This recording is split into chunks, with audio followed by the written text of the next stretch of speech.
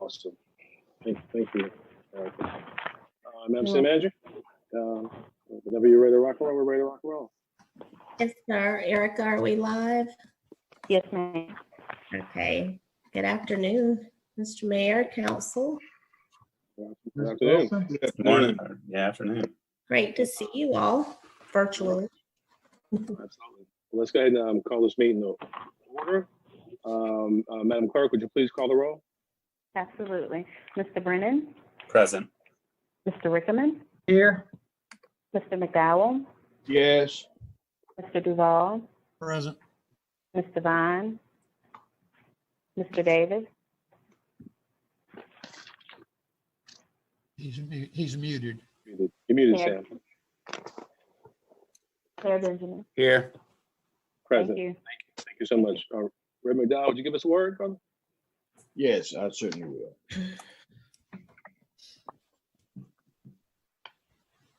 Eternal God, you've shown us that those who are able are strengthened, those who find themselves in treacherous situations are given comfort.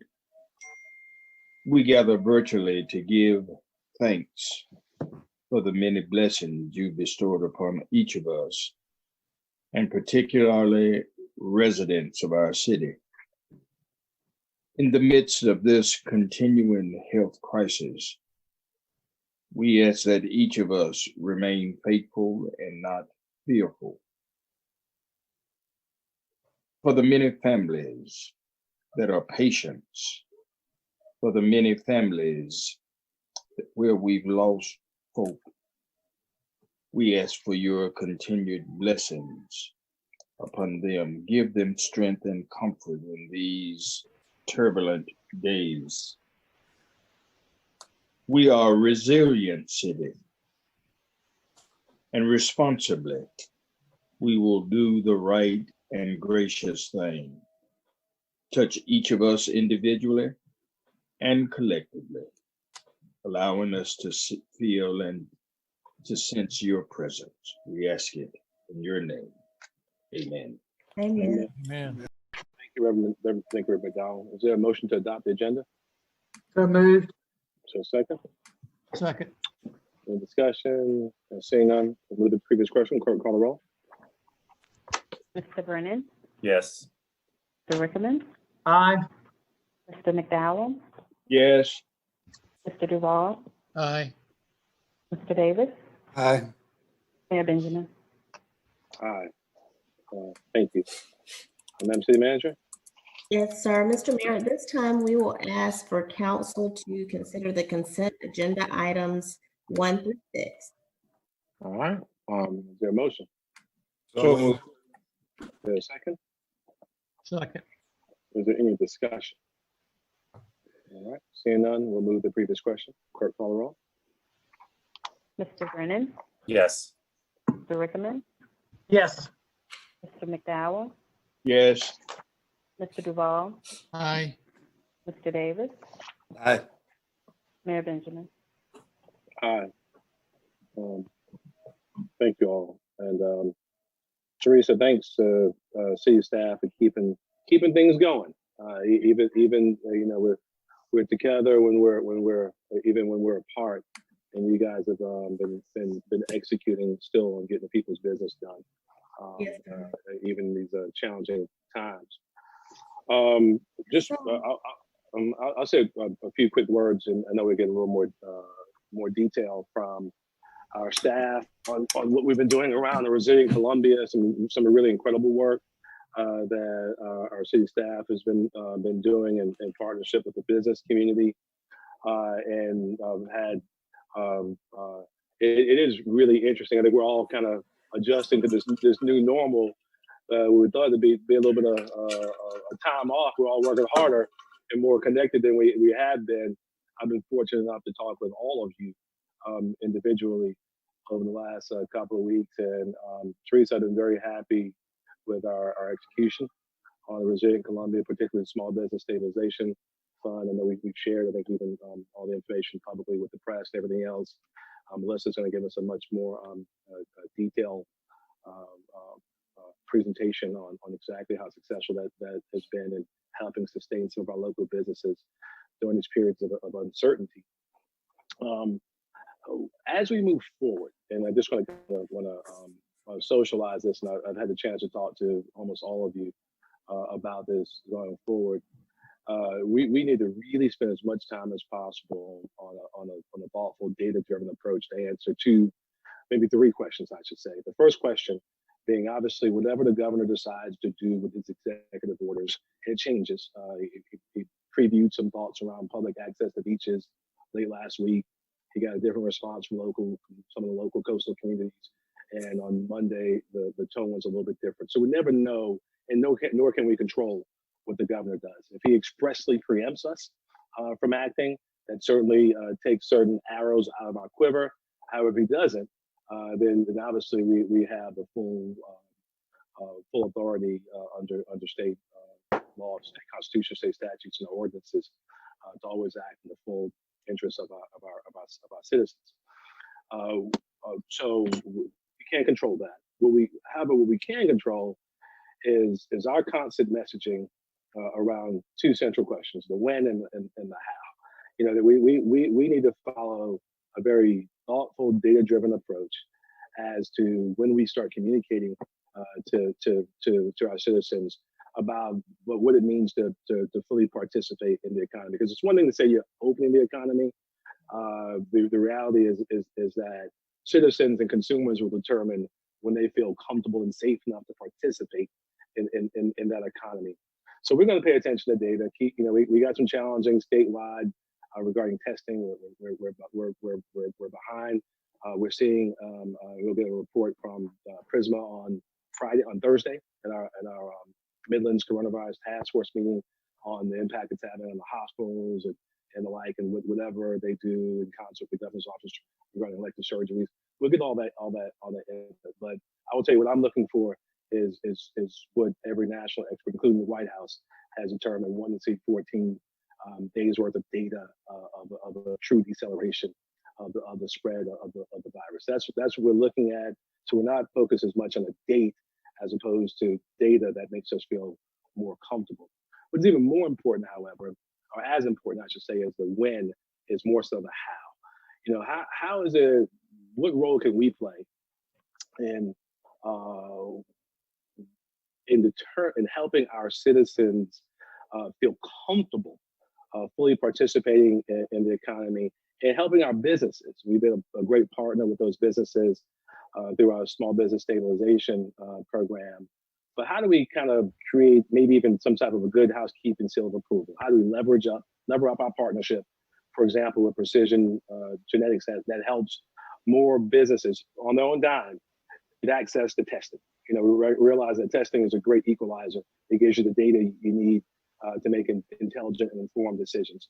So get access to data, but also if this good housekeeping seal means that this business has consented to monitoring clinical symptoms every day, to having employees take their temperature every day, committed to the enhanced disinfection of shared surfaces, living the social distancing guidelines that we all know will help us over this next year and a half until we actually have a vaccine. And when you can't social distance, then making the investment in personal protection equipment so that you're protecting your employees. And I'd even strongly encourage having some thoughtful sick leave policies for employees as well. But if we're making a decision going forward, I know if I'm making it for my family and you for your family, we got business A and business B here. Business A has decided they want to be a resilient Columbia business, and business B has said, I don't care much about that. And I'm going to choose business A to patronize.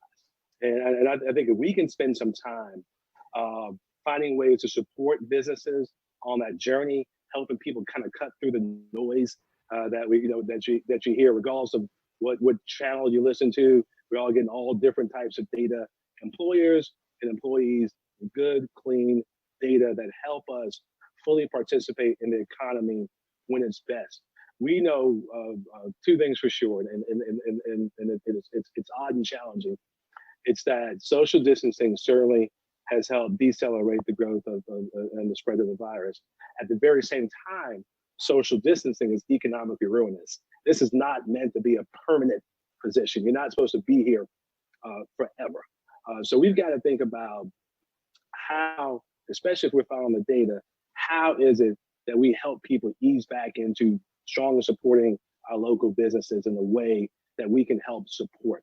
So I want to spend some time, maybe after Melissa's report, maybe chatting through some ways in which we might be able to facilitate that thoughtful transition. Let's pay attention to the data so we can comfortably, as a group, as a collective, as we have, talk about when we really engage, and the other thing is obviously how we do it. Because I will tell you, it's one thing to talk about reopening the economy. I'm not sure any of us individually collectively had that authority, but it's a whole other thing to tell your citizens and the people who rely on us for advice and counsel that we're investing in a pandemic resilient economy.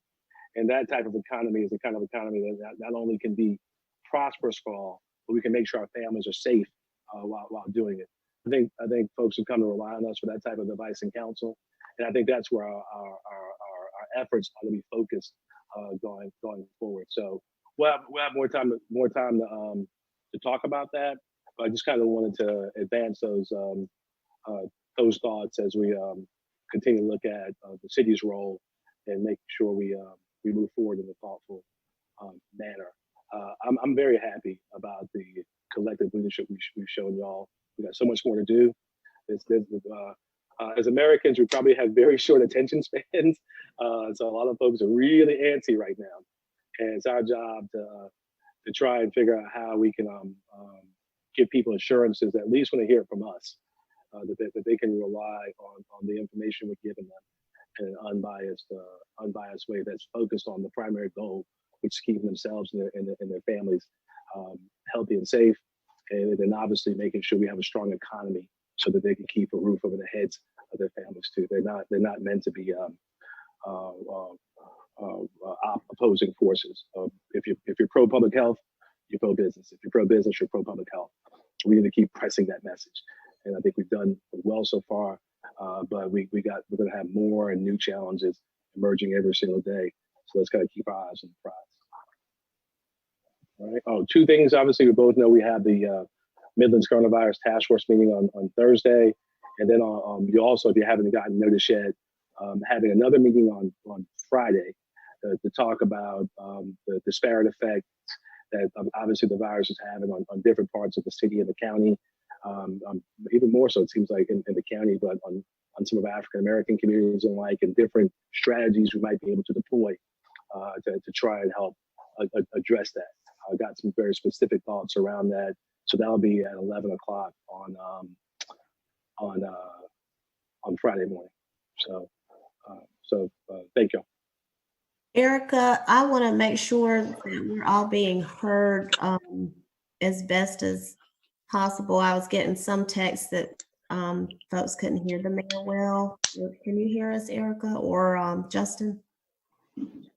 We can hear him. He's just probably not as clear as he has been. I don't know if it's the earpiece or. Is this? I'll just take the AirPods out. I was trying to. Much better. Is that a little bit better? Much better. You don't want me to start all over, do you? No, sir. I think they could hear you, probably not as clear as they have been able to in the past. I heard him just fine. So I just didn't know if it was, from the public standpoint or not, because I heard him well, but. I could hear. Yeah. Okay. Yeah. All right. So I won't repeat it all, but thank you. Absolutely. Mm-hmm. Thank you. What else? So if there are no comments, maybe we can go straight into Missy. Yes, sir. Obviously, Mayor, along the lines of everything that you just spoke to, the internal needs of the city have to continue to be met. And obviously, there are a lot of assumptions that the staff and I are having to make as we're preparing the budget. And we know y'all are very supportive of us moving forward with that preparation. So we just wanted to share the schedule a little bit of an updated schedule, as well as letting you know we're still working through revenue projections and other things that we'll be bringing back to you. So with that, I think Missy had emailed you all the revised budget schedule for the fiscal year 2020, 2021. And if she has any comments at this time. When did you send that out? Missy, are you on the call?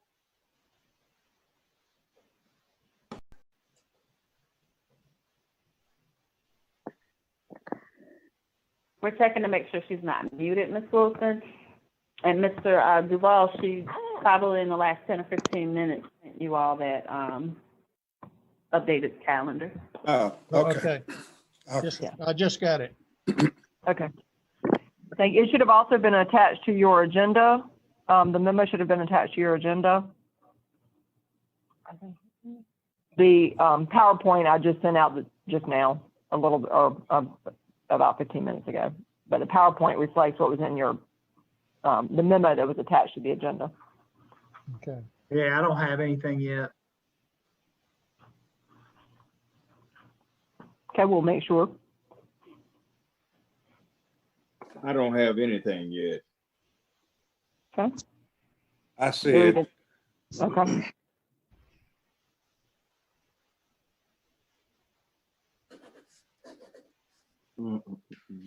Can you see the screen yet?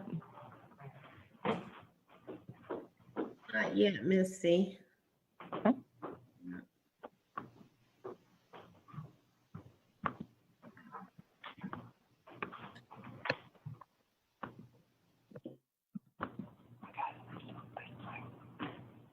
Okay. Is that better? Yes. Got it now. Good. Okay. So with all the activities happening, as we're well aware, part of what we are talking about today really is the revisions we are proposing for the budget schedule in order to meet our June 30th deadline. As Ms. Wilson mentioned, we're doing a lot of activity still with running the city and keeping things going, and one of those activities is to meet our legal requirements to adopt the budget by June 30th. In order to do that, part of our challenges has been the ability to make our normal projections with revenue in order to be able to balance the budget, and so, or be able to prepare a budget. And so as we are working through that process, what we have proposed here is a schedule that would require some changes to what we had presented previously with our schedule. So whereas we had previously presented that the last council meeting before the budget is advertised would be the May 12th City Council meeting, we're asking that now be the May 19th meeting. This would require that we would then advertise the public hearing. It would be advertised on June 1st. On June 2nd, we would do an all-fund summary and wrap up. Normally that would have been the May 12th or May 19th council meeting. So instead we'll do a all-fund summary and wrap up. Then the June 16th council meeting would be your public hearing and first reading. That's your second council meeting in June. There are 5 Tuesdays in June, so we're asking that June 23rd be considered as an extra meeting in June for the purposes of doing a second reading and final adoption of a budget. Of course, a lot of this is still predicated on us being able to make projections on the budget. We are still looking through our budget requests from our departments and making,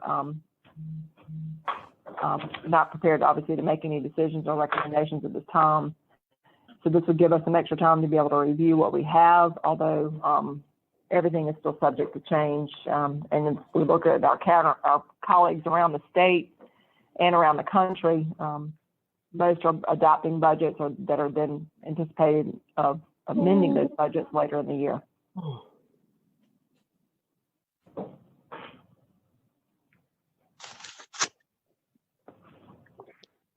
So that is what we are proposing at this time.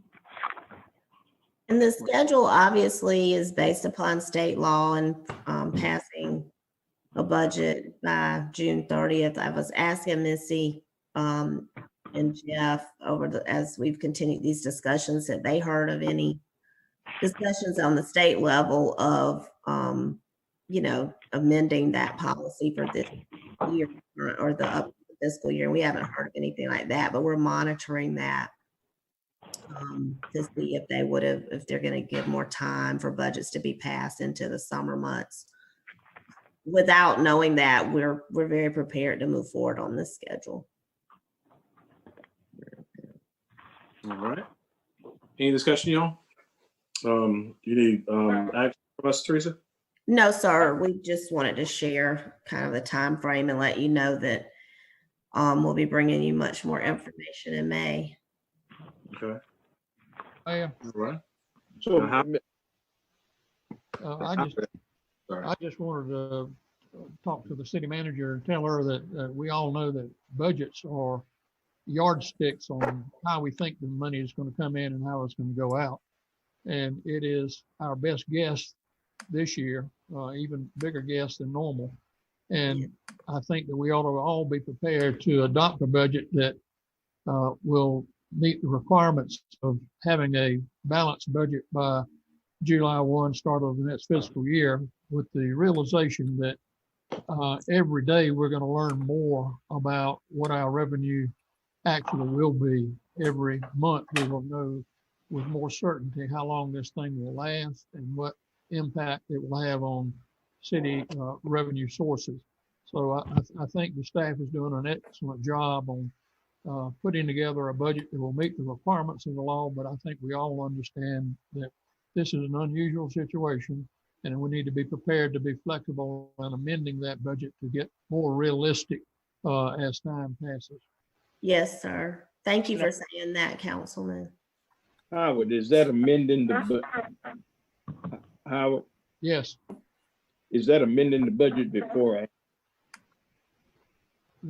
no, what I'm saying is that we will adopt the budget July 1, but instead of waiting 6, 8, 9 months into the system, into the fiscal year, we might want to amend that budget to be more realistic on budget revenue projections. And we might amend our budget several times here in the next 12 months. But that was going to be my point, whether or not we had the ability, to move it, to amend it as we progress through the year. Okay, I'm fine. All right. All right. Good deal. All right. Let's keep it moving. Okay, thank you. Thank you. As Mayor Benjamin mentioned, the Resilient Columbia Economic Sustainability Plan has been going very well, particularly in regards to the small business forgivable loan program. Melissa has shared a lot of information with you all as she and Ryan and members of both of their teams have worked through working with the businesses very closely, monitoring their application process, assisting them, giving flexibility. I'm just so proud of the team effort that they've put into this and the passion they've shown towards these businesses and their needs. Obviously, we're at a place where most of those funds have been exhausted, and so she wants to report out on how the funds have been allocated to the various businesses and make some recommendations regarding continuing the program possibly. And we get that from you all on any other suggestions you may have to continue to assist businesses, particularly as the mayor said, the when and the how as we progress into a new government, that we need to set aside some funds for that purpose. So I'll let Melissa give the presentation. If you all have any feedback or questions, that would be great. Ms. Wilson, just before Melissa starts, just a word of commendation. Hey, the mayor's conference room is spinning some feedback. Can somebody put that on mute?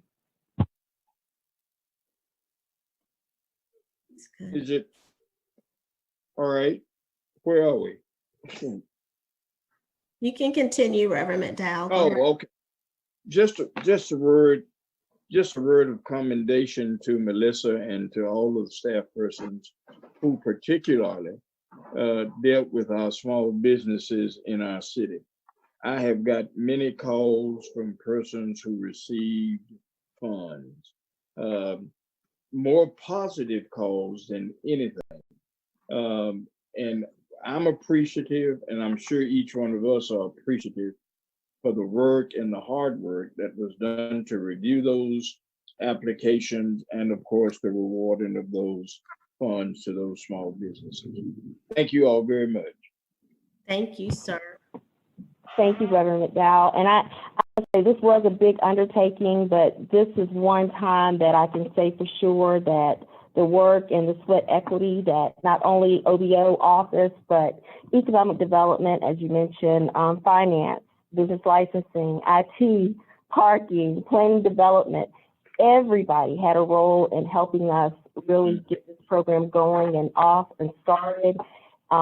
Economic development has helped us with, screening applications. As you can see, we received over 880 applications in total as of April 15th, and that was actually the deadline. But we in counseling. Can you hear me? Yes, go ahead, Melissa. I'm sorry. But it did take a lot of us and a lot of communication across departments to get this done. And really everybody understood not only the urgency of getting this money out, but also had empathy for a lot of these businesses because it was their livelihood, or it is their livelihood. And not only for their families, depending on the business for their, shelter, food, but the employees as well. So there was a great sense of urgency across departments. We all put in a lot of time, and we provided a lot of assistance in making sure that they not only applied for this funding that we have available through the city, but we're also referring those businesses that we could not assist to other areas, to SBA, and hopefully eventually to the county once their funding is available as well. So to date, we have, again, as I stated, we have 880 applications in the portal. We use Zoom grants to actually conduct our application process.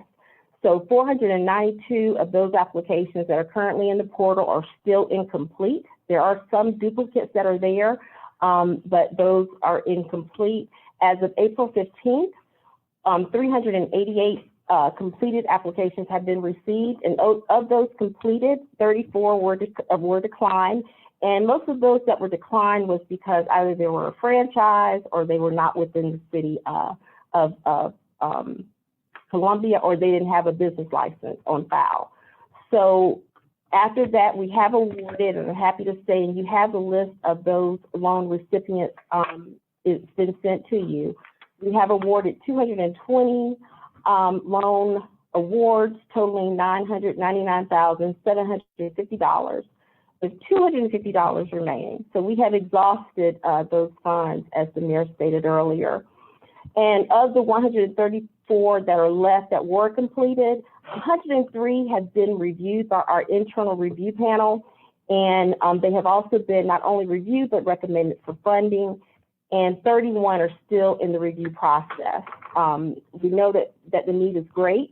And we wanted to make sure that we fairly evaluated all proposals or all requests that were sent to us, not knowing that we wouldn't be able to fund everyone, but we definitely wanted to review all completed applications that were sent to us so we can understand what the needs of our small business community is at present.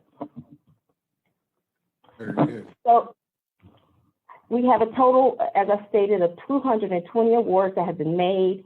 Total dollars awarded, $999,750.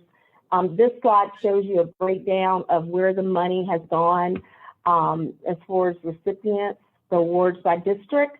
And as you can see, District 2, Councilman McDowell,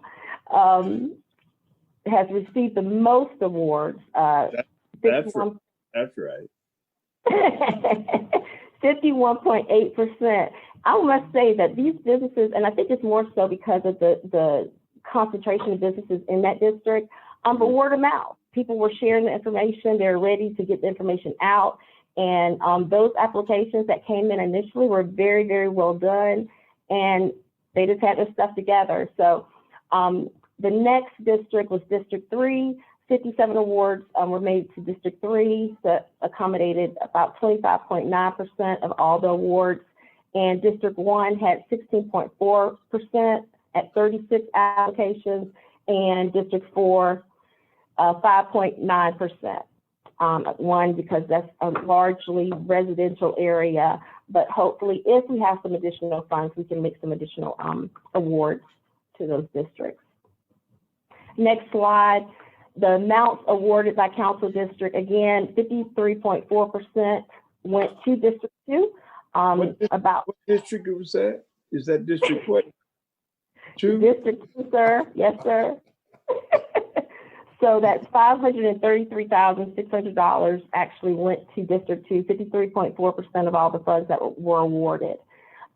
Next was District 3 at $238,850, accommodating 23.9% of the funding that was awarded. And District 1 at 18.3%, $182,900, and District 4 at $44,100 at 4.4%. This right here was interesting because it kind of started to reflect the survey that we did, the survey results that we did, looking at what businesses were out there. And most of our respondents and most of our loan awardees were restaurants at 15.5%. The next highest one, was our other category. And the next slide will tell you exactly what that other category composed of. And then we had our salon and barber shop at 13.6%. So we were able to award about 30 of those. And we did, I must say, we were deliberate in trying to reach out to our salons and barbershops because they had a lot of need since many of them were forced to close and were reaching out for some type of assistance. So they were awarded, 30 of them were awarded, and they accommodated 13.6% of all the loans that were made. The next highest category or business type was professional services. That was 11.4%, which was 25. We did a lot of loans to our doctors. We did loans to engineers. We did loans to our lawyers. Everybody. This virus has touched everyone. And I think when you look at this, the business type, and you look at the graph here, you can tell the diversity of all the different types of businesses that are in our community, but you can also, it also shows that there's a need everywhere. So this is the other category that was at 15%. Some of the different businesses that were not actually listed on our application, but these are ones that they actually entered. So you can have, again, understanding of the diversity of the loans that were actually made. Question? I just was curious how you decided how you spread it out. Was you just tried to keep a balance between the different style businesses? Did most businesses that were the same get the same amount? No, I just was curious how you came up with the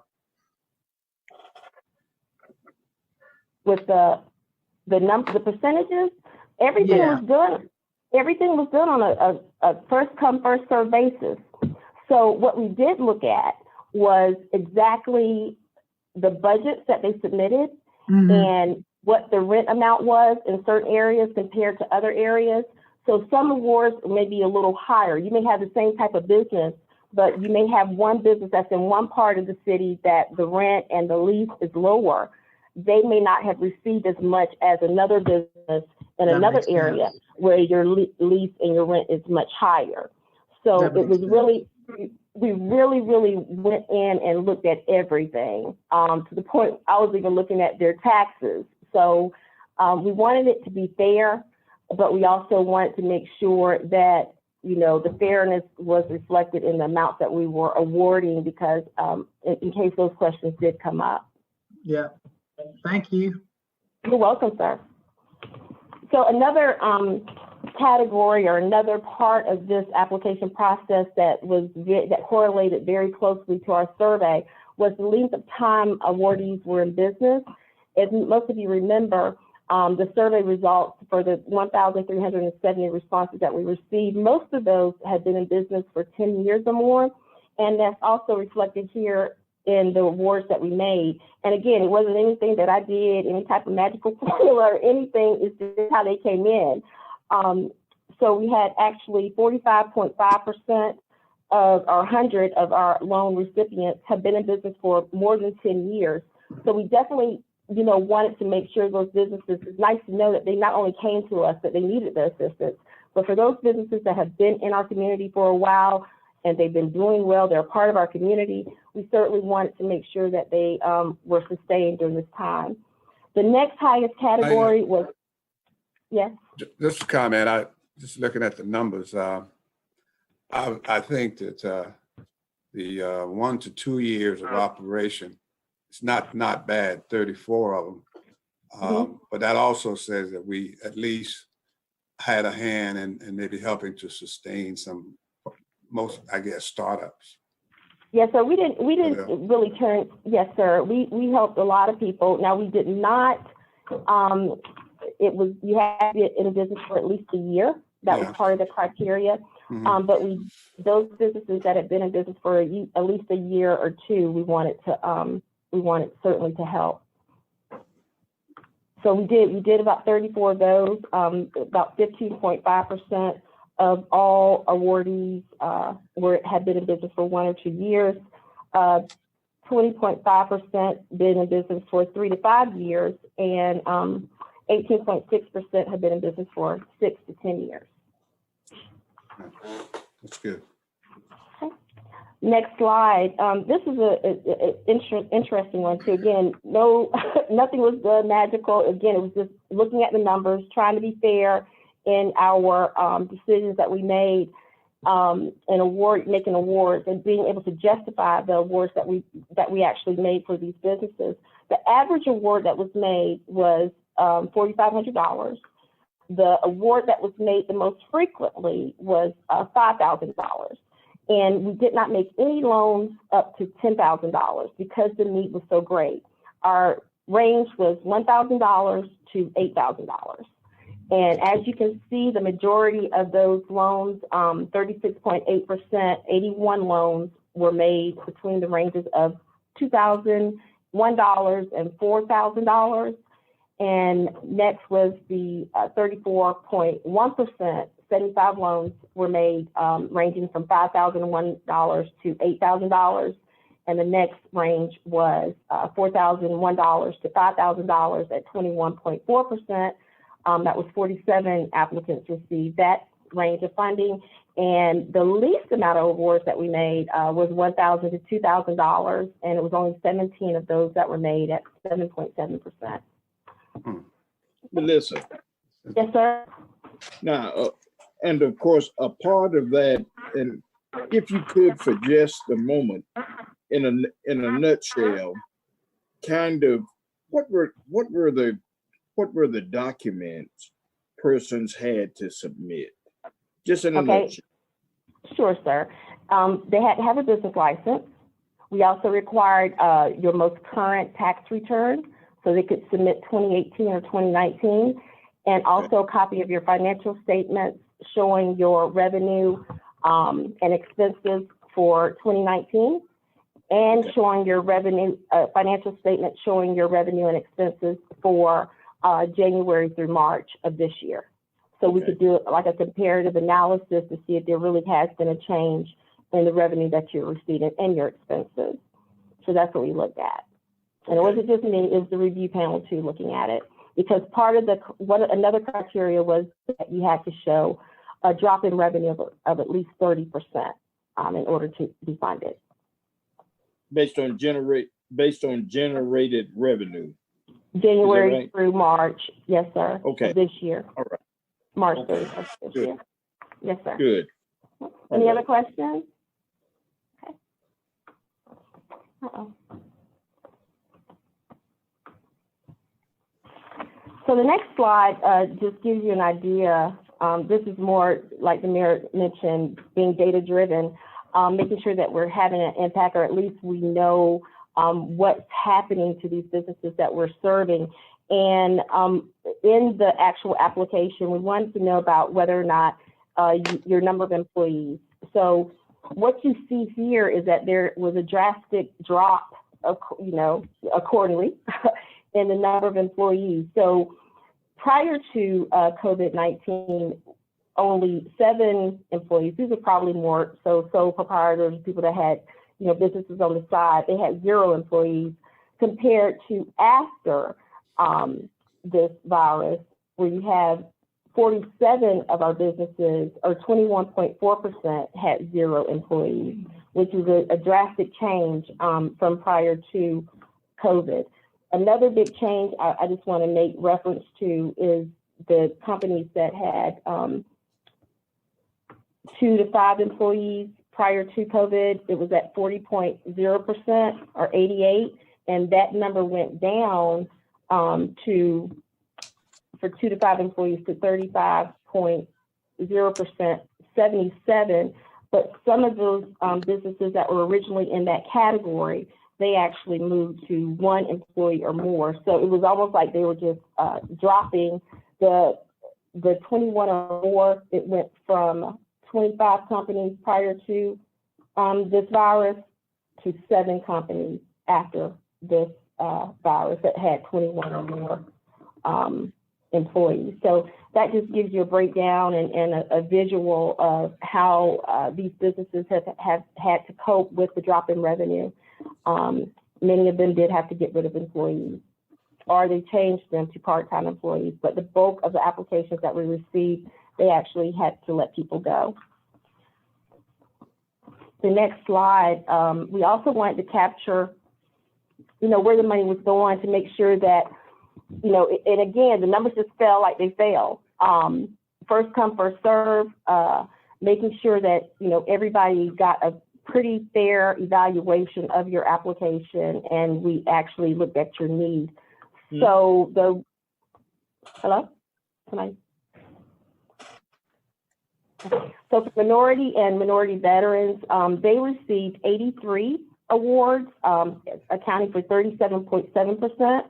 Non-minority women, it was 41 recipients, totaling 18.6% of all the awards that were made.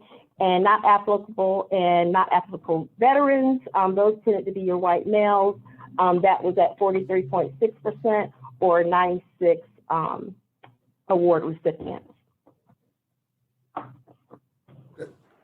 Question. Okay.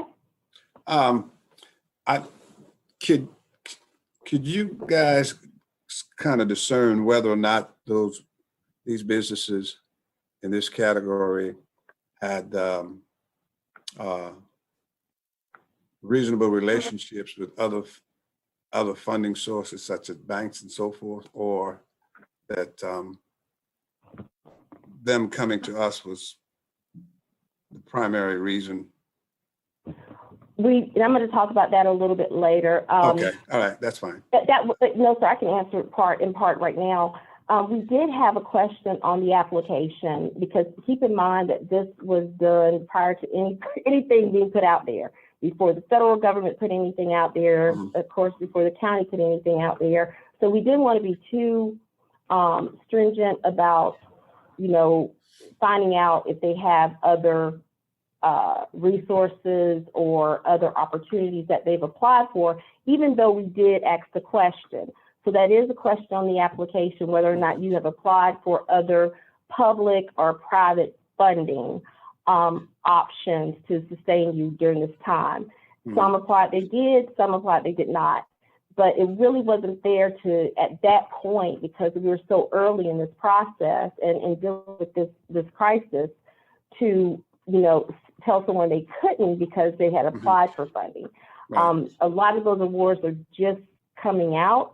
EIDL People still haven't received that funding. That funding was the first release for the small businesses that came out initially before PPP. And even though both of those sources are exhausted, people still have not been notified whether or not they have received funding. So if we were to actually have another phase of this, I think at this point we should ask that question, because there may be, people that have received SBA funding or other funding from other sources. And for those people that, have those relationships with the banks that are able to access the PPP funding, we probably should try to tailor this funding to those that do not have access, if that's what we're going to do. Mm-hmm. Okay.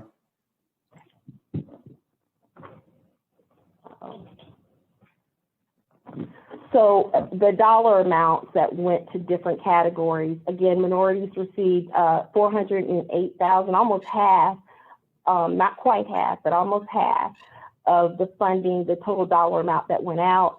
Non-minority women, $168,150, 16.8%. And again, white male and white male veterans, 42.4%, $423,600. So it was pretty evenly dispersed. Again, it just fell out that way. We were intentional about going again after our salons and barbershops and some of our other businesses that with 5 or less employees, only because that was a priority within our survey, that our survey dictated was a priority. So we did put that in our guidelines that would be a priority in this program as well. So award notifications and check disbursements. So in case you're getting calls, please tell them I don't write checks, but a lot of them think I do because they want to know when their money's coming. But finance has been very, very helpful, and business licensing, again, working around the clock to get the checks out. And we're not sending anything to finance until I have their revised budget, their W-9 form, as well as their new vendor form in hand, and we have a signed agreement from them. So keep in mind that some people haven't received checks yet because they haven't completed the required documentation or signed their loan agreement yet in order for us to release those funds. So I'm having to check behind people when they call, say, well, where's my money? And I go to their application and I see that there's something that hasn't been done, and they realize that they haven't done it, and then they complete it, and we start the process of getting those checks done. But again, of the 220 award notifications made, 198 recipients have submitted all required paperwork and final budgets, totaling $914,050. So we still have about 22 outstanding award notifications that we have not received all the documentation for, and that amounts to about $85,700. To date, as of yesterday morning, but I know this number has changed because finance is working to get this money out the door. 137 checks have been processed as of yesterday morning, but again, finance is working diligently trying to get the money out the door too. Melissa, one Yes, thing, I guess I'm passing this on because it's contrary to what we sometimes hear.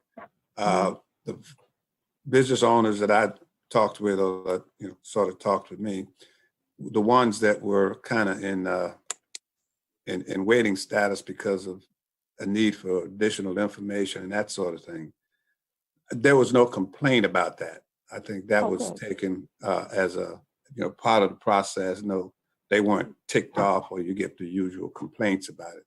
So I think they sort of respected the fact that we were doing what we can do, but we also had we needed information. That's important, and which also helps us with documentation for the dollars that we do award.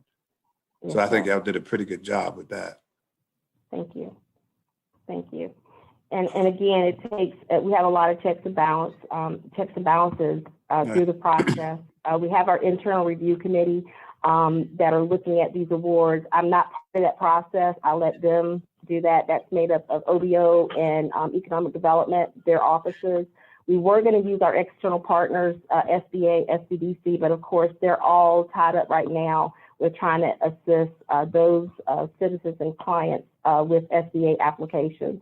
So that was something else that helped expedite us getting the money out, because we did do it internally with more oversight from our ACM, you know, and Ms. Wilson and everyone.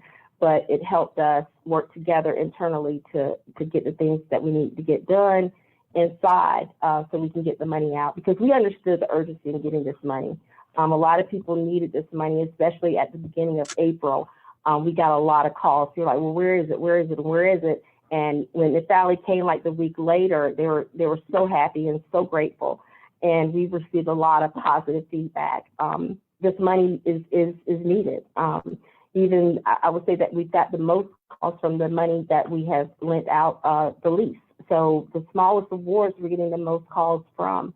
People are just grateful. They're grateful. Anything helps right now. And we understand that. We're just trying to do what we're supposed to do to get the money out the door. So Melissa, you know, Yes, that sir. brings up the point, you know, how much more could you use right now? A whole bunch. Yes, sir. That was going to be my question. Well, I have an axe right up here. It's coming. Thank you. Okay.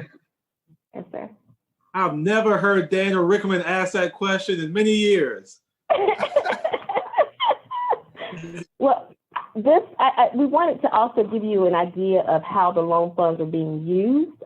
This, again, is reflective of our survey results. And again, we thought about what will it take for you to at least stay in your business, to sustain your physical location until additional money comes in. So we actually had to send out to everyone a revised budget form, because everybody asked for $10,000 or $75,000, and no one received that. So the majority of the use of funds will actually go towards payroll costs at 33.5%, and the next category was business rent and lease at 32.8%. And this is only reflective of the budgets that we received for those that have completed their paperwork today. We're still missing about 22 of those. Just some other funding sources that we just need to take into consideration as we do think about the next steps and what we do award and how we award it. Richland County, they're meeting today to go over their rapid response and emergency relief program for small businesses. That's based on an April 8th press release. So their council is meeting now to discuss their criteria. And I'm happy to say that they actually use ours as a template in creating their own. And we help them set their process up. So, and we're doing that with a lot of different cities across the state and also in Florida. We got a call from Florida and some other people that are just looking for information and how to help their businesses in their different municipalities. So thanks for your leadership in doing that and your reactiveness in getting the information out there quickly. The U.S. Small Business Administration, of course, both of their pots of funding, there's been a lapse in appropriations for both the EIDL program and the Payroll Protection Program. It was stated today that hopefully Congress will pass additional funding, $370 billion to support these programs, with $310 billion going towards the PPP program and about $10 billion, going towards EIDL. Now, some of the feedback, the negative feedback with both of these programs, especially with the Payroll Protection Program, as most of you have heard on the news, is the need to have more opportunities for those businesses that are not as well established as those larger businesses that have those relationships with the banks. Those businesses tend to be your mom and pops. It tends to be your businesses that we're helping here with 5 or less employees. Mm-hmm. So that's just something to keep in mind, because there is a gap in funding available resources for that population that is not able to access those dollars because they don't have those existing relationships at those SBA-backed lender institutions, but also because they just don't qualify. And that's another story. That's something else that I saw in looking at these applications, We do need to do a little more training, but we've done, I want to say we did 3 trainings in January around either we hosted the training or we hosted it in partnership with one of our partnering agencies around financial management and documentation. And we still need to do those. I think now has been a wake-up call for a number of our small businesses. They realize why they need to have those things in place. Because if you don't have those things in place, you can't access these dollars. You cannot access SBA dollars or bank money. It's not that anyone's being discriminated against. In most cases, it's that your paperwork and your finances are not in order. And that's something we will be helping a number of our businesses, especially the ones that have applied through our program, making sure that we're doing some intentional, direct targeting to them to help them improve their financing and accounting. Listen, forgive me again. You know, that is right in line with some of the conversations we've been having with some of the smaller businesses that we've participated in some trainings or had those sessions to encourage them to get involved with your office, and I think that's an example right there of I think why we don't get any repeat visitors, and so that is needed, and I know it's a delicate approach you have to take when you kind of sort of trying to get folks to understand in some cases why they're not that successful in obtaining resources, or why they just, you may not be able to help them until they do that. So I'm all for us beefing up some training on that, but also a strategy to help them kind of understand where you're normally coming from with that, and here's how we can help you. And when they tend to hear about what's needed, they don't tend to come back to you. But the more we can get them to come back and understand this, I think the better off we'll be with some of these small businesses, the mom and pops, and some of the others in the areas that we want to target for economic development anyway, especially business development. Yes, sir. Yes, sir. Yes, Mr. Rickey. Can I add two things? Great. I'm glad that you want to look at trying to see what are other options. Have you heard anything out of the state? Because I think it's time for us to formulate a letter as a city to our state delegation.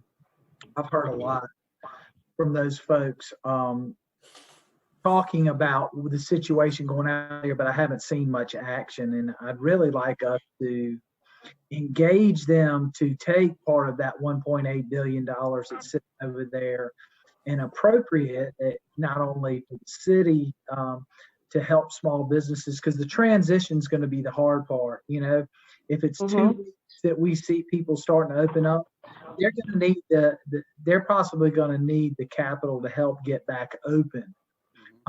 And so, I know you've got some loans that you want to fill, and hopefully we can help you with that. But, it'd probably be a good idea for us to use the numbers that you've provided us and put in a request saying, look, we really could use some of that money as a relief effort. Because right now, the only 2 entities that I've seen that our businesses have been able to take advantage of is what the city's put together and what the feds have put together. And those are just 2 pieces. Yeah. And so I think it'd be a great idea if we could formulate a team letter to our delegation and the governor saying, look, it's time to put that hard-earned money that a lot of these businesses help put into that surplus back into their pocket so they can grow and get back in business. I agree with that. I really do. Let's get something cranked out. What else you got? What else you got?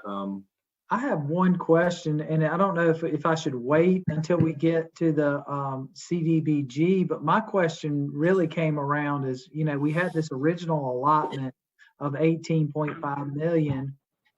My question is should we be looking at that money, maybe redirecting stuff based on priority? I'm not sure what we could access it for, but is that something that we're exploring?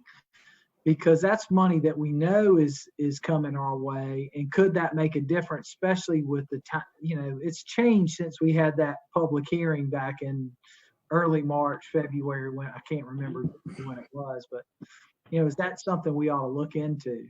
I think We think the MIT funds, Mr. Rickerman, which we, submitted the action plan for that already.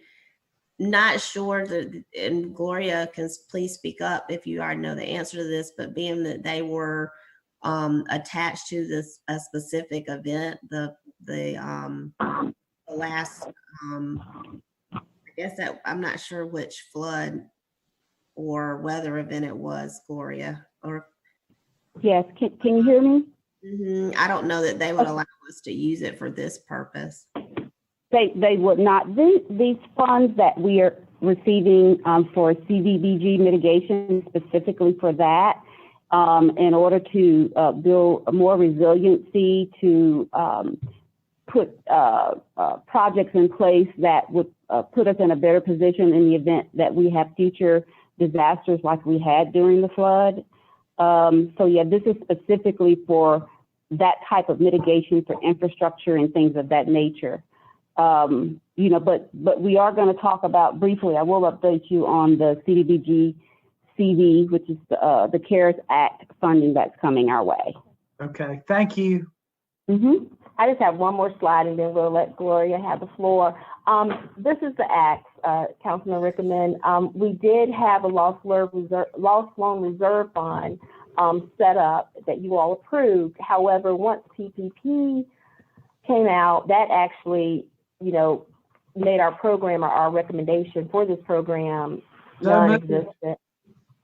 Sir? So moved. Because it's that. So we are asking that we maybe redirect these funds to our small business stabilization forgivable loan program to provide assistance to those small businesses that have been able to access, that have not been able to access SBA funding, and also to continue our efforts in providing immediate relief to our small business community. We just can't let any more go to District 2, though. We got to spread it out. Melissa, I have a question. That simply means leadership. No,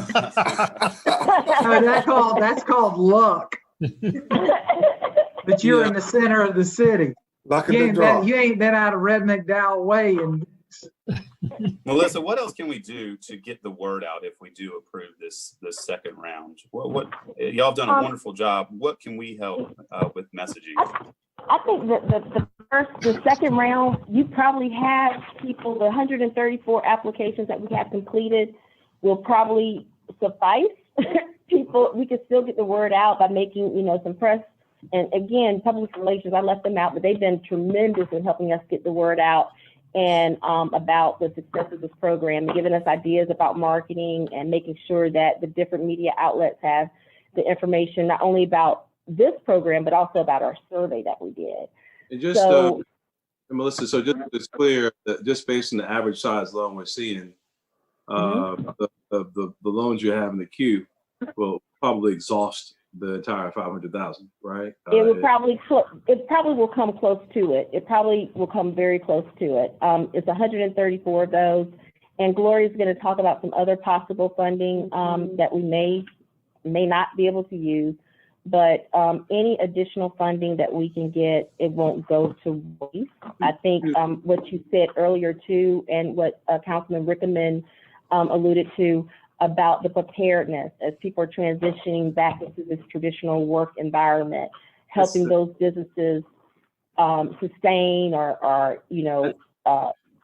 that's the key. That's the key. And first of all, Melissa, excellent presentation. Excellent. I mean, you can ask for more data. That predicts all the different questions that council will already have, and so tell you all pay attention to all the information that we need to have. So I think great presentation, great execution, a home run all around.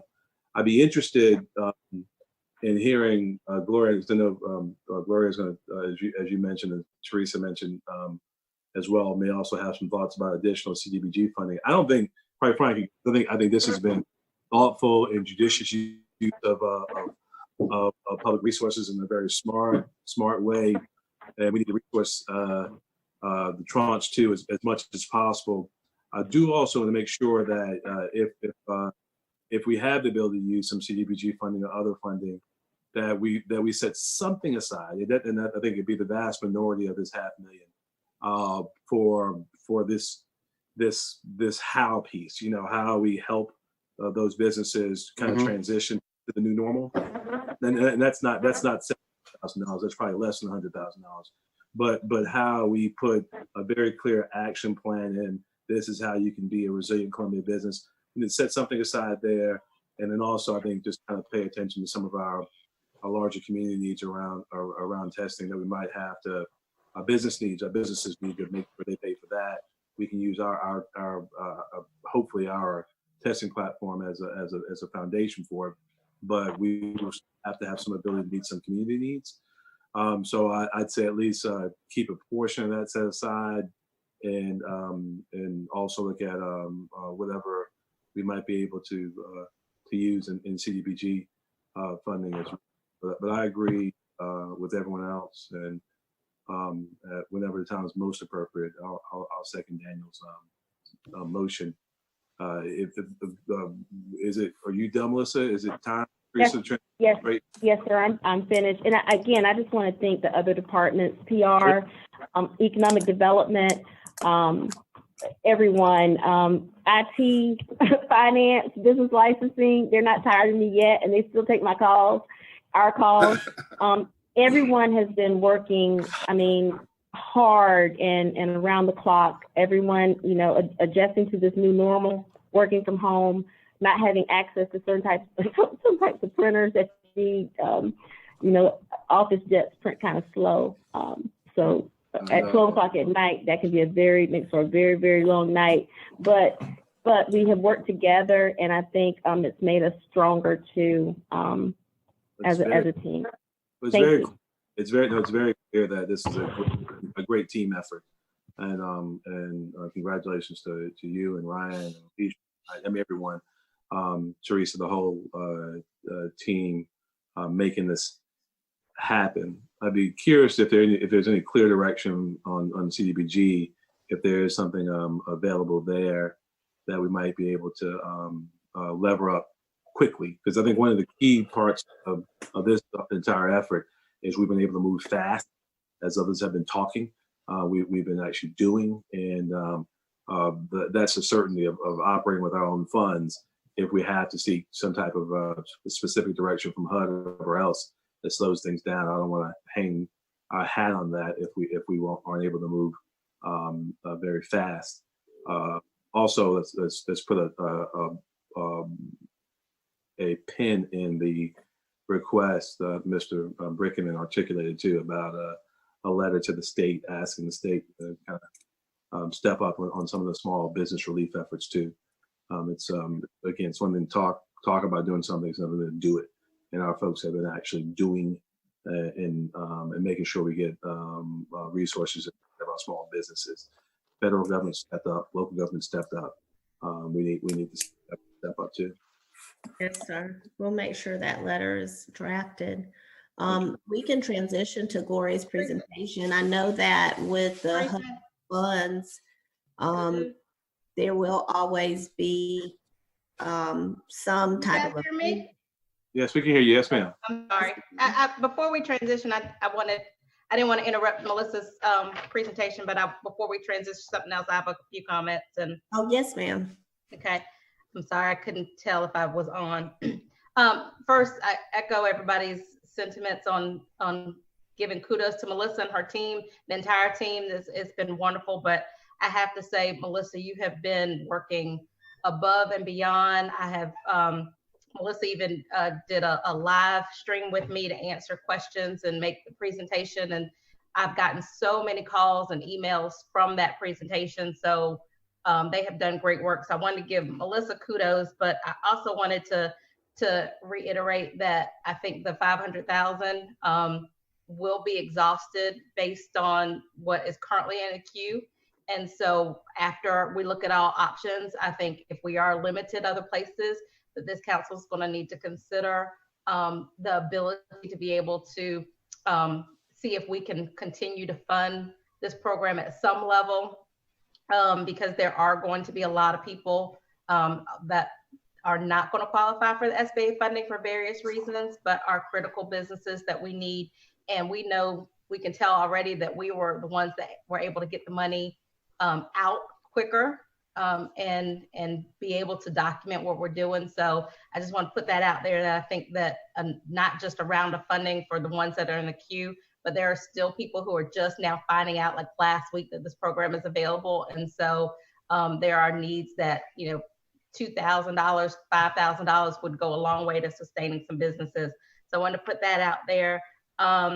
Secondly, about the federal and state funds, I think in addition to asking the state for a letter or sending a letter to the state, I know we've already communicated with our federal delegation, but from what I've heard over the last couple of days, I think the sticking point continues to be money to local government. So we need to keep pushing as far as it goes, and not just a sending letter, but you know, those of us who may not have already been active at calling on the relationships that we have with members of our federal delegation. We need to get on the phone and explain not only how important it is that local governments receive funding, but also maybe to use this as an example about how we were able to utilize our own resources and get money in the hands of the people who needed it quickly, with documentation and accountability. And therefore we might be the better avenue to get this money into the hands of the people who are needed.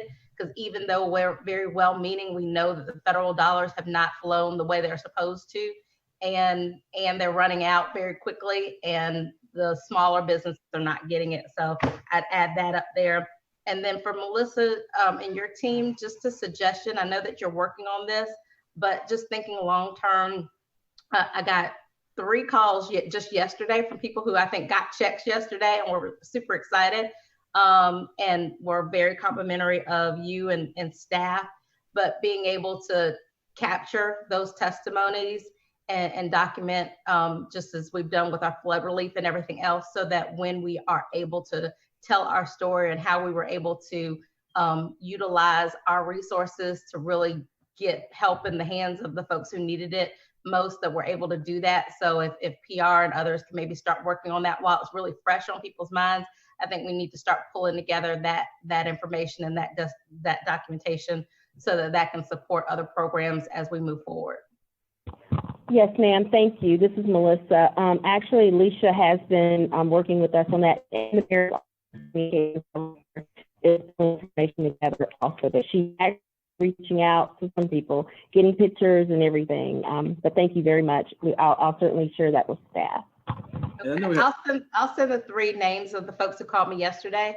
And then lastly, just for our colleagues, we have someone who usually will not pull any punches if she's critical of what we're doing, but certainly will tell us when we're doing right. I spoke at length with Diane Sumter this morning, and she could not be more complimentary of this program, Melissa and her team. And so I just wanted to share that with you guys if you haven't heard from her. You know, not someone who has received a dime out of this program because she's doing other things, but she's talked to a lot of small business owners and worked with Melissa. And so she was very complimentary. So I'll pass that on to everybody, that she could not say not even one suggestion other than need more money. Can we, and Tamika, thank you for raising all those points. I think they're very salient and making sure everyone is acutely aware about the battle that's happening on Capitol Hill. In particular, sat in the call at Congressman Clyburn yesterday, and he and the others in the House have been really fighting for direct funding in the cities as well, and getting a lot of opposition from the White House, just being very frank and transparent there. I do think that as they continue making these decisions, that the presentation that we just got on the small business stabilization fund is something we probably need to, Teresa, get ahead and get a quick cover letter on top of that and get into Congressman Clyburn, Congressman Wilson, Senator Scott, and Senator Graham's hands today and tomorrow, just so they can see the reality that being able to deploy these resources on a local level, on a not a large business or significant size business way, that this is the reason why direct funding the cities is so important. So being able to show that not only can we talk about it, but we can execute very quickly. And this is a very focused, data-driven, fact-filled presentation to back that up. It'd probably be great. And that's something that maybe Ralph and his team can help us get in their hands. We need to get Melissa on CNN, Mayor. Yeah, exactly. There's no pork in it either, and that's the difference. Yeah, we absolutely. put it straight to the people. We didn't try to pay for the Kennedy Center and other stuff. We put it to the Absolutely. people. And I think that's the difference why this program's been successful. I think we need to elevate it, and it's a really simple, basic numbers. $1 million. Everything's just about out the door, set for $250, and it's done in record time. And everyone has had a chance to participate. We need to bottle it up and send it up there. I'd be happy, obviously, to help get it into all the right hands. But we probably need to do that yesterday. Okay, we'll take care of it. All right, good deal. Thank you. Thank you. I thank all. Gloria? Thank you. Hi, Ms. Wilson, Mayor Benjamin, members of City Council. First of all, I want to say that the information that Melissa has shared is going to be very, very helpful as we move forward in looking at the funding that the city is going to receive. Just to give you all a brief update, Community Development Block Grant, Coronavirus Aid, Relief, and Economic Security CARES Act was approved by Congress and signed into law by President Trump on March 27th, 2020. The CDBG grant program received $5 billion to prepare for, and respond to coronavirus. The first round of funding totals $2 billion, and the City of Columbia will receive $611,921 in CDBG CD dollars, and also will receive $220,838 in housing opportunities for persons with AIDS, which is our HOPWA dollars. So we can anticipate. Slide that you're advancing. I'm sorry. No, ma'am. No, ma'am, it's not. I'm just giving a verbal quick update. Okay. I'm sorry. Yes, So, Gloria, can you repeat those then? I thought we were going to see it, so I didn't write it down. Can you just repeat it real quick? Yeah, I can certainly do that the next time. We will be talking about this more in May when we talk about our regular CDBG program and how the CDBG CD was fit into that. But the amount given is $611,921 in CDBG CD dollars and $220,838 in HOPWA funds. So those are the amounts that the city will be receiving. Just to add a little bit more, since we are familiar with getting these type dollars with having worked with CDBG DR as well as the CDBG mitigation that we're about to submit an action plan for. There is a federal register that's forthcoming that will give us more guidelines on things that we need to have into place and the regulations for the program, so that we can make sure we're designing those programs to assist the public as HUD intends. Unlike our regular CDBG funding in prior years, this pot of money will require that the grantees have provisions to prevent duplications of benefits. So that's why all this information and the data that's being gathered on the current programs will be very beneficial, because we want to make sure that we're not funding businesses for the same need. If they have additional needs, that's one thing to think about, but we want to make sure we're not funding them for, dollars that they've already received for rents for May, June, and July, for example. So we will have to make sure that we have measures in place for that. Eligible activities to support the coronavirus and other infectious disease responses include building and improvements, public facilities, assistance to businesses, which include special economic development assistance, provision of new or qualifiably increased public services, and planning capacity building and technical assistance. So those are overviews. Gloria, is I'm any sorry. guidance or around the special development assistance? Is any guidance at all as what that look like? There are some brief there's some brief information available so far. So Mayor, for example, with the assistance to businesses, including special economic development assistance, some of the things that's mentioned is that the funds can be used to provide grants or loans to support new businesses or business expansion to create jobs and manufacture medical supplies necessary to respond to infectious disease. So some of the money is going to be very specific to coronavirus, but at the same time, they will also, have opportunities to fund businesses to avoid job loss by business closures related to social distancing, provide short-term working capital assistance to small businesses to enable retention of jobs, specifically to low to moderate income persons. So, there are going to be, again, opportunities to continue to expand on what's been done, but at the same time, there may be some specific guidelines that, we have to make sure will address, I guess, a future pandemic, and that we have things in place and programs in place so that we can move more rapidly and get back to normal, or not get away from our normal way of doing business. So, Gloria, Gloria, could these monies be used for testing in low and moderate income neighborhoods? That's pretty specific to coronavirus.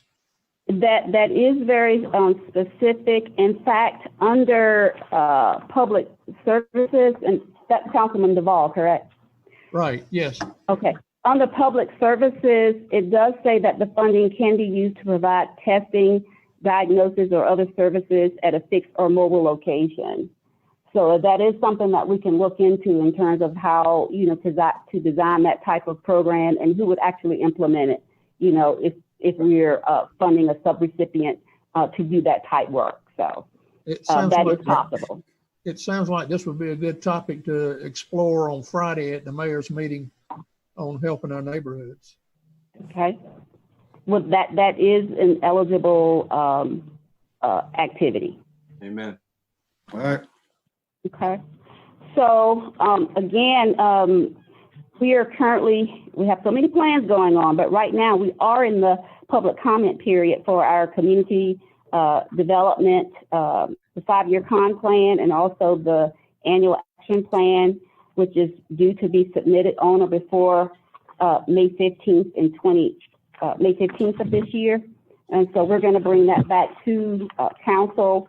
And our goal at that time, once this plan is submitted, is to continue to work with the various city departments. We talked about doing some type of survey so that we can continue to get feedback from the community and make sure we understand what their needs are. So as we are designing these programs, it can be money that's going to be very useful to them and that can get deployed pretty quickly. So after we submit the plan and HUD reviews it, they do tell us that it can take up to 45 days for them to review and approve the con plan and the action plan. Also included in that this year is the analysis of impediments to fair housing. So it just happened to be at that 5-year period where we are having to submit those things. But the goal is that once the action plan is submitted and approved by HUD, we will have done all of our due diligence and coming up with potential programs that we can put into place so that we can immediately do a substantial amendment because that will be required.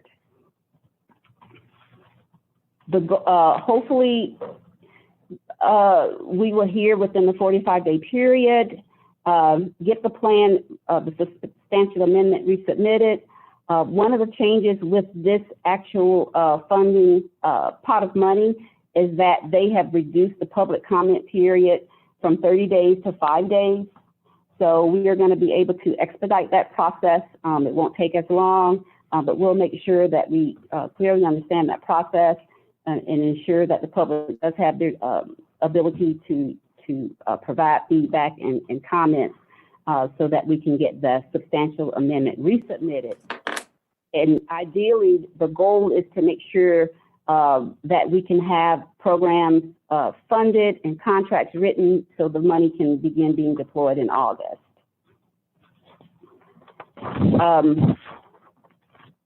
That's the information that I have right now on the CDBG CD funding. Do y'all have any other questions at this point?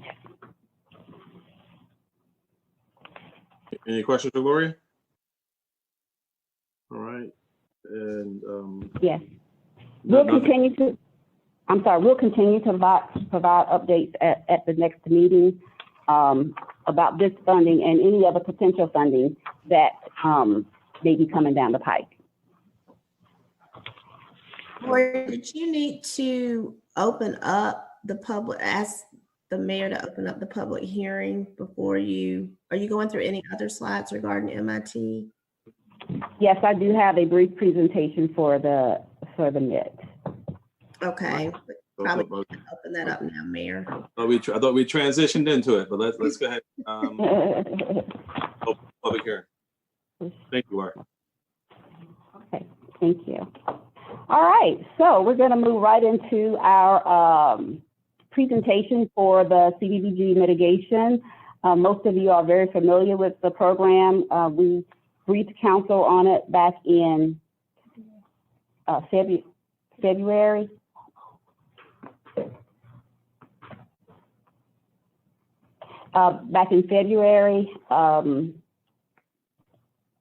And there's one brief change, but we do want to go over it again just in case there are any citizens that would like to pose any questions based on the presentation today. So again, the background is the fact that, again, the city has received $15,585,000 in community development block grant funds specifically for mitigation. The mitigation basically says that, you know, these funds should be used for activities that increase resilience to disasters and reduce or eliminate long-term risk of loss of life, injury, damage to, and loss of property, and suffering and hardship by lessening the impact of future disasters. So the CDBG funds do provide a unique opportunity for us to put the city in a better position with its infrastructure to continue to serve citizens in the event of future disasters. Some of the major things that the grant says that we need to look at in terms of community lifelines is the funding of the projects funded must in some way provide safety and security, ensure food, water, and shelter is provided in the event of disasters. Funding can be used for health and medical, energy, power and fuel, communications, transportation, and hazardous materials. So a lot of the programs that you'll see that are proposed for funding have been researched based on data out there in terms of impacts and needs for the community. And those are the programs that have been proposed for funding.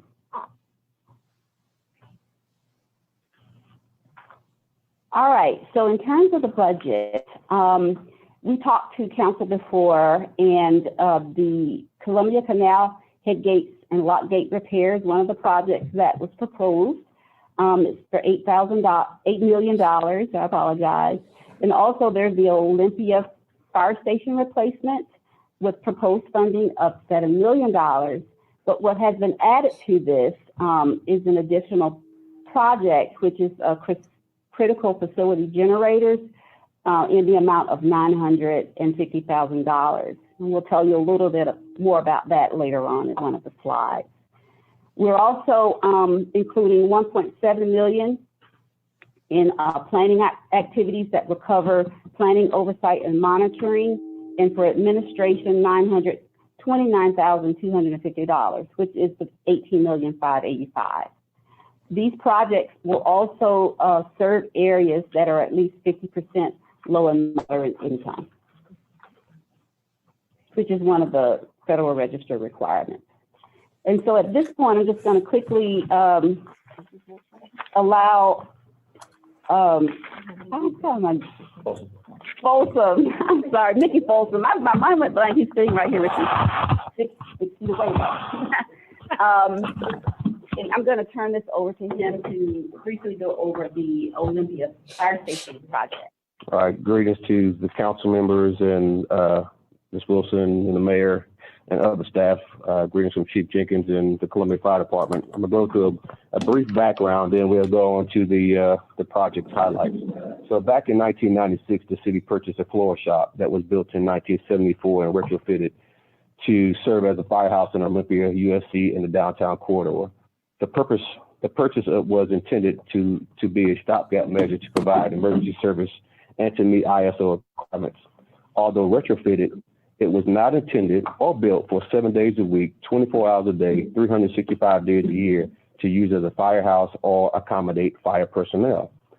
So this project will help and serve predominantly low and moderate income residential areas.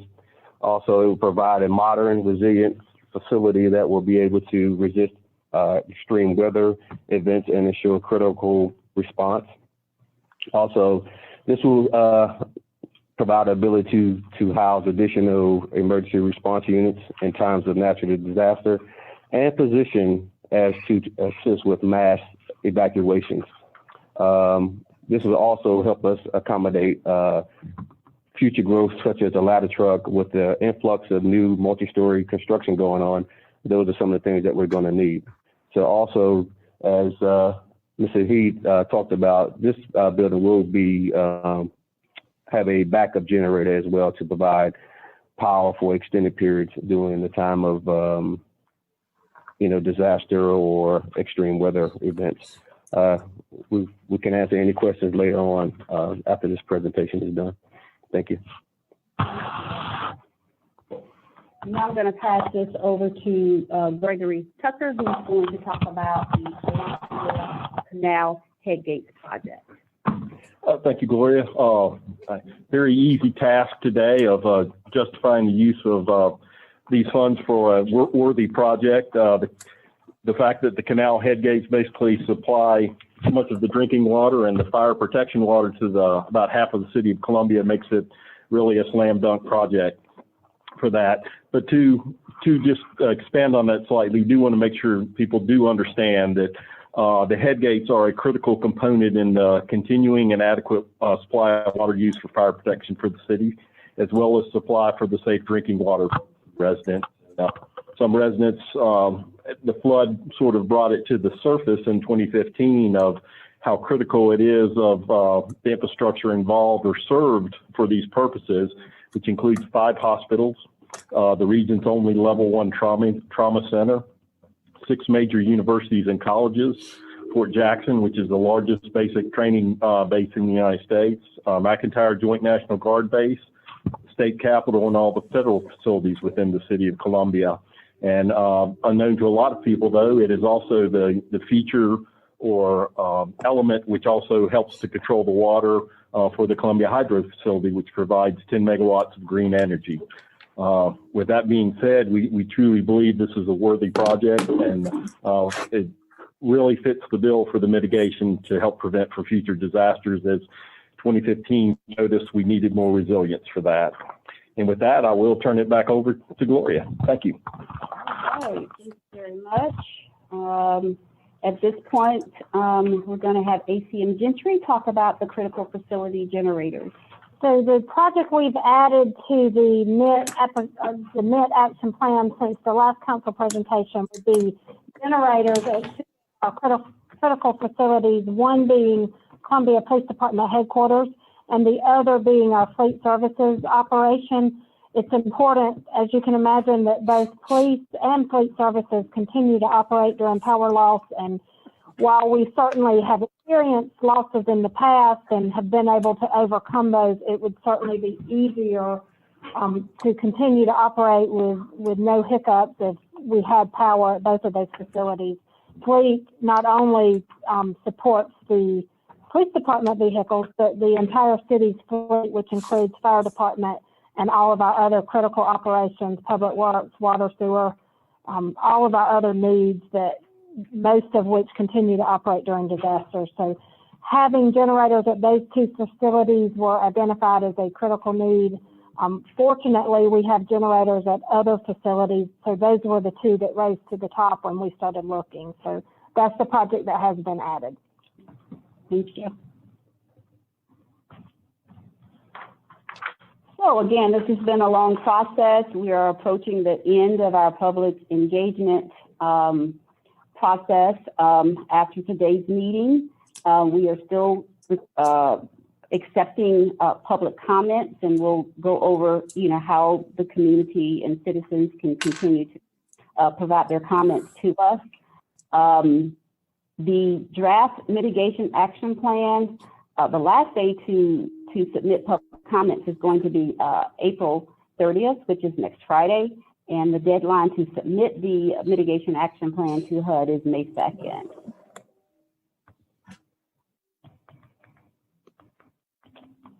Of course, if there are any comments or questions that are submitted today, we're happy to try to answer those for you. And if not, we can certainly get the information to you. But for those who would like to make comments after today, they can certainly email citymitigation@columbiasc.net, or they can mail their comments to Community Development at 1401 Main Street. I'm sorry. Ms. Saeed, can I ask, whenever you open up for questions, I'd like to ask a couple questions about the fire station. Absolutely. So why don't you go ahead and ask now? Perfect. Can you give me a general neighborhood area that station will serve? The Olympia area, the Olympia downtown corridor, since it's the way it's located. So it's in between, we can go back up, but the lower Rosewood area. Rosewood area that will meet with Divine Street, the station on Divine, from Industrial Park to where the station is now in Olympia, and from there to headquarters, or you can say City Hall. So it branches from that aspect of it, from that old ballpark. So a good mix of commercial and residential. What is it going back at the same site? We want, for to meet our ISO ratings, we want to be as close as possible to that location based on the railroad tracks and based on our 1.5 service miles as well. In your opinion, what is the percentage that this $7 million will cover for the total project cost? It should cover it. Good. So the city is footing the bill for the Olympia fire station. What? So Councilman Brennan, I'm going to jump in for a minute. We have proposed to fund the entire station, recognizing that the station serves both in and out of the city. The requirements of the MIT funding was such that we either had to have a hard commitment from the county to fund a portion of it, or we had to propose to fund it all alone, which was to us the most comfortable route. The station itself is in the city limits, but you can see on the map that's being shown the service area for the entire station, and a large portion of it's in the county. However, as annexations continue, more and more of the stations will serve city limits rather than county. Wonderful. And I appreciate y'all taking the lead on that. I think this is, our fire service is so important for not only the city, but also the county. So continuing to those wonderful services and working with the county moving forward is very important. But thank you for earmarking this such I an wish they important. recognize that as much as the rest Yeah. of us do. Yeah, so appreciate y'all. Thank you. Are there any other questions before I go back to providing information on how to make comments? Or any other questions from council? Yeah, Gloria, I've got a question. Okay. I see that we're mentioning the hydro plant in the Headgate project. Has the council made a decision that the hydro plant is going to be refitted and working? Yes, I know you have, Daniel, but has the council discussed that? that absolutely is a major revenue opportunity for this city. And it also contributes a massive goal forward to the 100% renewable energy that we committed to as a council. Does it hinder us anyway in the development of the riverfront? Why would it hinder the development of the riverfront? Those are all very legitimate questions, probably for another time. But we do never have a much more robust discussion around all these. I mean, I think that's one of the very unique challenges that we have. Restoration of the canal and levee wall, and what that looks like in terms of just the hard dollar cost. But certainly the 100% clean and renewable energy goals that we've established. Mayor, I wanted to just clarify, this project is notwithstanding whatever good discussion you all want to continue to have on the hydro plant. I don't know if Gregory wants to further clarify that. We would need to move forward with the Headgates project regardless. Well, my point is, Ms. Wilson. if we put it in our application, are we saying that we're going to do it? We're saying, I guess you said Headgate. Well, the Headgate has to be either way. The hydro plant's a whole separate discussion. Yes. Councilman Duvall, the criticality of the headgates, I hate to say it is an offshoot, but it has multiple functions of not only controlling the level of the water in the canal for purposes of the water plant drawing water out of the canal. You can also say as a byproduct, it also allows the water in for use of the hydro. Either way, either function requires the use of the headgate. So it's not one without the other. It really doesn't matter. You have to have the headgates in. But if we take $8 million and we mention it in our application that part of it is the key component in supplying 10 megawatts of green energy, and we decide not to do the hydro plant, and I'm not saying I'm opposed to the hydro plant, I just think we need to discuss it. I thought all you liberals like green energy. I love green energy. It's the future, Howard. That's right. We can certainly modify the language in the action plan to recognize that the headgates has been critical in supplying the energy and give a little bit of leeway going forward.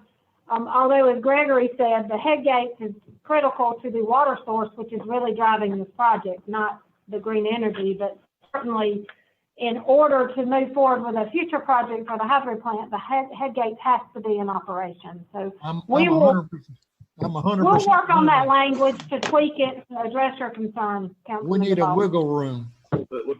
Yeah, and whatever the end of the day is, the headgates have to be in operation. That's still a move forward. Yeah. $5 million annual that would come off our power bill, Howard. You got to stay the course. Don't take the bait, Duval. Don't take the bait. Keep on going.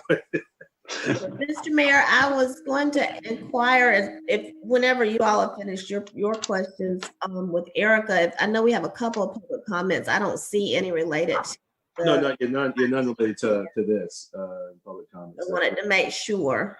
But yeah, but Gloria was obviously laying out for folks who are paying attention. Let's make sure we share this broadly for those who may have other public comments. There are a number of different ways to communicate with Gloria and her staff and community development.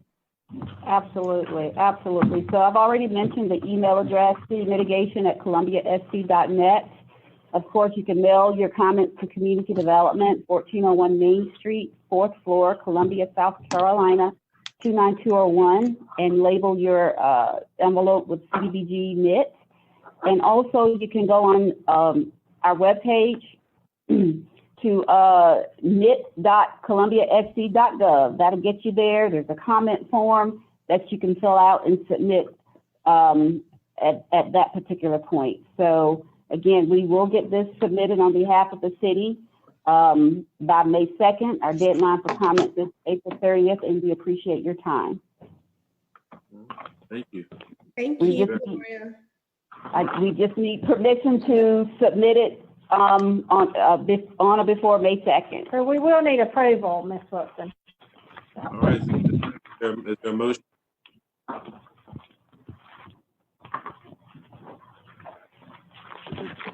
So moved. A second. Second. All right, discussion, further discussion, seeing none with the previous question, clerk call the roll. Mr. Vernon, Yes. Mr. Rickaman, I'm for the hydro plant. Yes. Mr. McDowell, Yes. Mr. Duval, Aye. Mr. Vine, Aye. Mr. Davis, Aye. Mayor Benjamin. Aye. Only ever not see- Mayor, we also want to make sure we have clarity and a motion from council regarding the reallocation of the funding. Yeah. So I'll make maybe make a friendly amendment to Mr. Rickman's motion that we appropriate 400,000 of the dollars that were to the loan loss fund, 400,000 towards the small business stabilization fund. That the amount also has to that the new amount of money has to be available only those businesses that haven't received the SBA fund as well. And obviously we want to make sure that these are city businesses that have a business license and every other criteria that the team has already employed. But move that to 400,000, and we're holding that up 100,000 again. Just kind of as we talk about how we move forward and making sure that we're able to help a much broader group of businesses that will have to all have to adjust to some type of a new norm. We're not sure what that's going to look like. If every business is going to be checking, monitoring clinical symptoms or checking daily temperatures, some type of a real plan to drive people back into participating in the economy when the time is right. But to make sure we have that latitude to do so. So the motion would be 400,000 of the funds previously set aside for the loan loss reserve fund. Move that to the small business stabilization fund.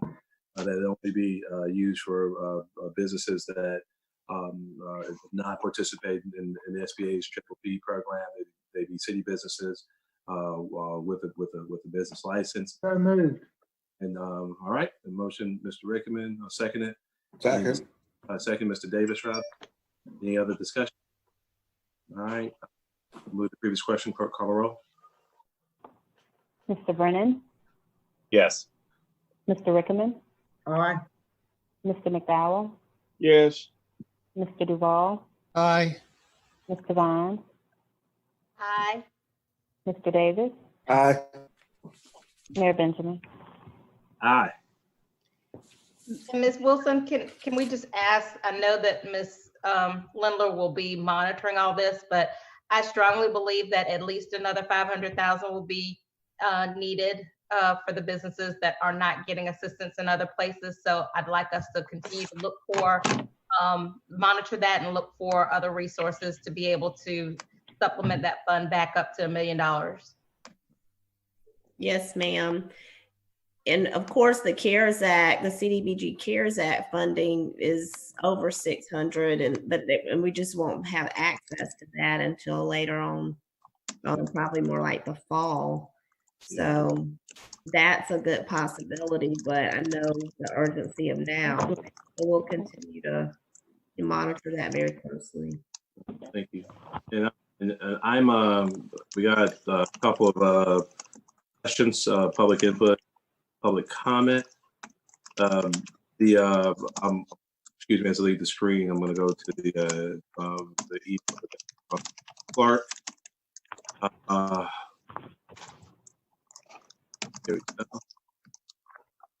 All right. first one, what do we extended the payment date for business license fees very early. When is that date? It's May 15th. Yeah. May 15th? Yeah. Yes, or was that, I didn't see that. Oh, I see now. Yes, sir. Okay. So it's still May 15th, and we've had no discussion or any reason for that to change just yet. No, that's what it is. It was extended, renewals were extended to May 15th. Okay, so it was already extended, and as of right now, it is that way through May 15th is still the deadline. Let's make sure that's crystal clear, as folks are again getting so much information from so many different sources. Yes. That we make that clear. We have another communication from Bart Walworth asking about basically what happens to our COVID-19 related ordinances now that the governor's opened the gates to restart the economy without even meeting the gating criteria or core state preparedness responsibilities contained in President Trump's Open Up America Again recommendations. I was reading that verbatim. Right now, the only, in addition to the plans that we've just again resourced in the most recent vote, the only other external rules we have in place right now is the curfew, which I don't anticipate we're going to change soon. I think it's going to be important for us to pay attention to exactly what the governor does, because sometimes what he says he's going to do, he or the actual articulation of it in the executive order is different. And then obviously, as I mentioned earlier, if in fact he seeks to preempt local governments from acting, I think we have to make sure we're operating within the boundaries of the law, with, of course, a very keen attention to protecting public health. I don't anticipate we'll change the curfew, which we believe has been very important and key in helping limiting some of our efforts in effectuating social distancing. But let's wait and see what the governor does. Our messaging has been, I think, pretty doggone clear, and we'll respond accordingly as a council. I will tell you, Bart, just based on the conversations I've had with council, we are resilient in making sure we do the right things at the right time. Erica, do we have anything else? I do see one matter that I want to discuss that I think needs to be discussed in executive session. I'll make a motion, amend Mr. Duvall's motion at the appropriate time to do so. But I think those are the only. Let me see. Excuse me. Yes, sir. You responded to the ones that I've received, and I'm even following up with an email to make sure that they are aware of your response. Yeah, and the only other comment was from Lucy's Mr. McAllister, being thankful for the quick action we took on the stabilization funds. All right. So if there's not, yes, sir.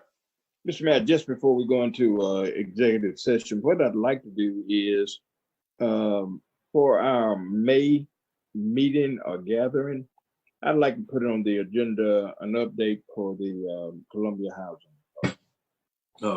Yes, sir. Okay. Let's get an update for the next meeting. Mr. Mayor, I know you and I talked about, which this could have and still can be very briefly if you would like, unless you want to wait on the nonprofit side of the stabilization program. Yeah, I was curious to see what was happening there, and I'm not sure if it's timely or not. I know apparently we've had some fruitful discussions with the Central Carolina Community Foundation, working with them, and I just want to make sure that we get a very clear report back on how.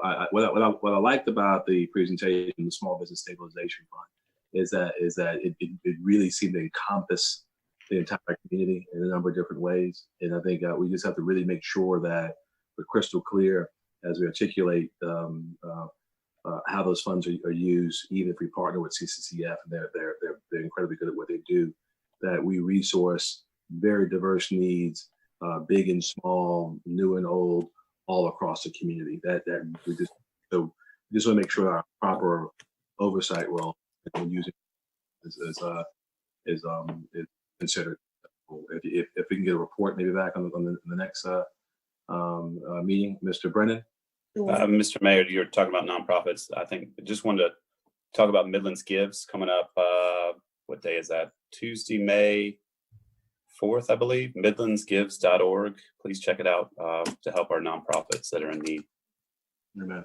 All right. Yes, it's a wonderful project. So, all right. Thank y'all for continuing to lead.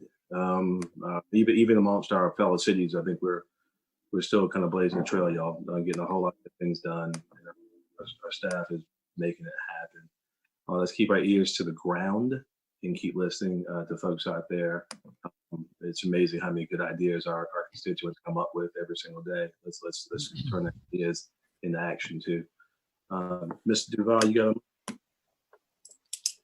Mr. Mayor, I'd like to make a motion to go into executive session for receipt of legal advice related to matters covered by attorney-client privilege pursuant to SC Code 30-4-70A2, legal advice pertaining to COVID-19 and city operations. And I'd amend Mr. Duval's motion only to take up one additional contractual issue related to COVID-19 as well. Is there a second? Second. Any discussion? Move the previous clerk call roll. Mr. Brennan, Yes. Mr. Rickman, Mr. McDowell, Yes. Yes.